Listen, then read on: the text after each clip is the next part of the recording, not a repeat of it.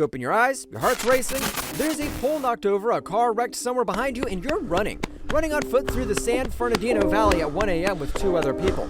You have no idea how you got here. Wait, rewind. Let me show you how Malcolm McCormick became the guy fleeing the DUI scene. How a kid from Pittsburgh who just wanted to make music ended up with a drug problem, a #1 album, and a story that doesn't end the way anyone wanted. You're Mac Miller, and this is what it's like waking up in your life. The kid who couldn't stop creating. Alright, so you grew up in Pittsburgh, the actual city, not some suburb far away. Your mom's a photographer, your dad's an architect. They're creative people. They never told you to stop dreaming or get a real job. When you were 6, you started playing piano. By 10, your dad taught you guitar. Music was always around. Your mom had it blasting in the house all the time. At first, you wanted to be a singer. Problem was your voice was prepubescent and awkward. You thought maybe you'd be the next Jack Johnson. You were that kid trying to pick up girls by singing John Mayer songs at parties. Yeah, that didn't work out. Then you figured out rapping was easier than bringing a guitar everywhere. You'd freestyle at parties and people would be like, oh shit, Malcolm can rap. It stuck because you were actually good at it. By 15, you're recording. It becomes your profession. You're writing every single day, during class, through class, during tests. You don't care about anything else. This is it. Your first name was Easy Mac because all the good names were taken. Little white kid named Easy Mac. People thought it was funny. Then some rapper from Canada came at you like, yo, I'm the real Easy Mac. You just gave it to him. You didn't even like the name anyway. At 16, you needed something real. Miller's a family name on your mom's side. It's also your brother's first name, so you just used it. Mac Miller. That's you now.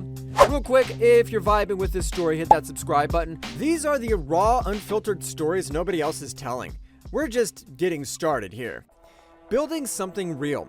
You drop 9 mixtapes. That's a lot, but kids is when everything actually changes. The whole thing is just about being positive and happy and having a good time. You want people your age to relate. You want older people to remember what it's like being young. You sample the movie Kids because it shows real life from people who don't usually get a voice. Then you release Donald Trump. This is before everything, before all the political stuff, and it's over 20 million views. People are calling you the new Eminem. Donald Trump himself is talking about you. Do you regret it? Not really. You don't perform it anymore though. It doesn't give you that same feeling. Plus, you're sick of it. You're trying to tell people to stop laughing because this dude might actually become president. 2011, Blue Slide Park drops.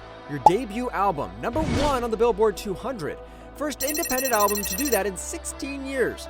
First artist in Snoop Dogg to debut at #1 independently. You won. That's really all there is to say. You fucking won. When everything gets complicated, here's what nobody tells you about winning: the hate. You probably have more haters than any other rapper. Go to any blog with a Mac Miller post and it's just flooded with people shitting on you. The question keeps coming up: are you only here because you're white? That's it.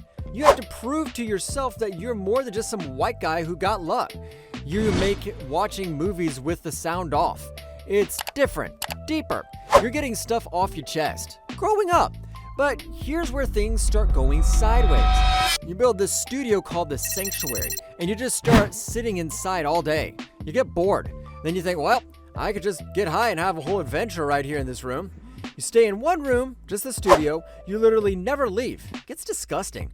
You haven't seen sunlight in forever, and that's why you need the sunglasses. Look, you have a tortured soul, and people with tortured souls try to numb the things that hurt, but that doesn't actually work.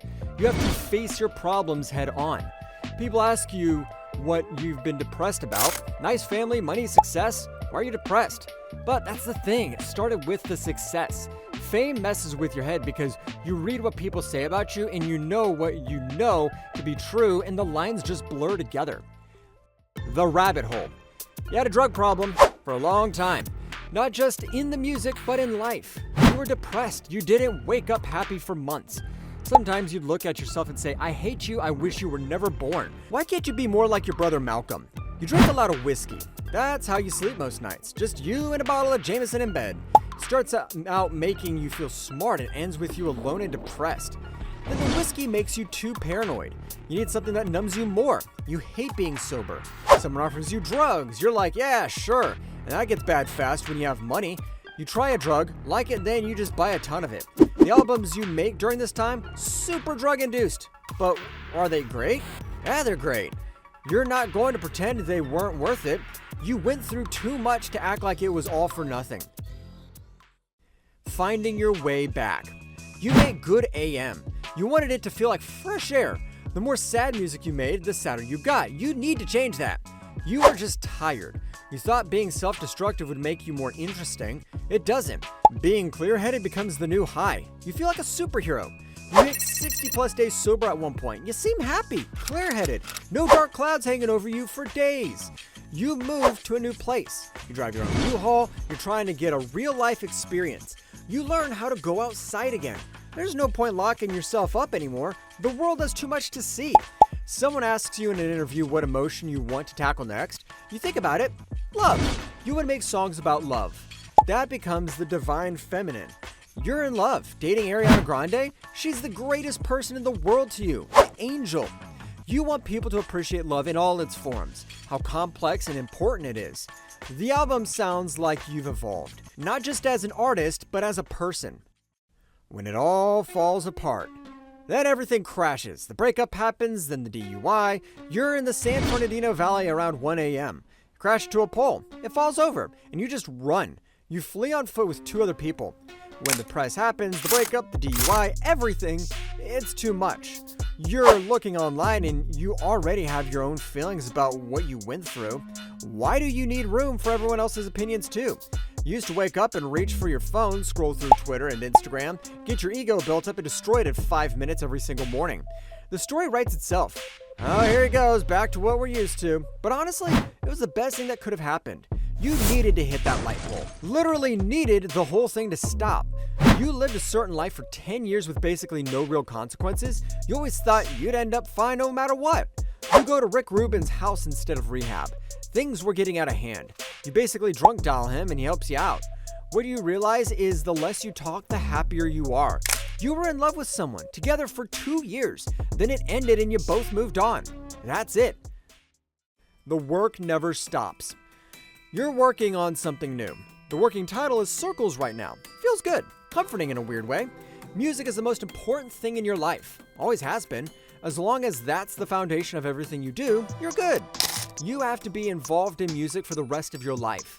It's how you know how to act. It's how you get inside what you are outside in the world. Success to you means touching people in a positive way, having music that lasts, being influential in a good way. You want to look back someday and be proud of what you did. Really feel like you changed something for the better. To anyone living in the negative headspace, once you learn to change that radio station to the good stuff, it's really nice. You're late to the positive party, but you're here now. People are scared to get old. You think being old is going to be awesome. You finally understand the world around you. True love is when 2 people can enjoy silence together. You don't have to pollute everything with words and conversation. Life's good. Your life is great too. Have a good time. Have fun. Get some love in your life. From someone else or just from yourself. Love is good. Spread it around. If this hit you different, smash that like and subscribe. Mac's story keeps going as long as we remember it. Peace.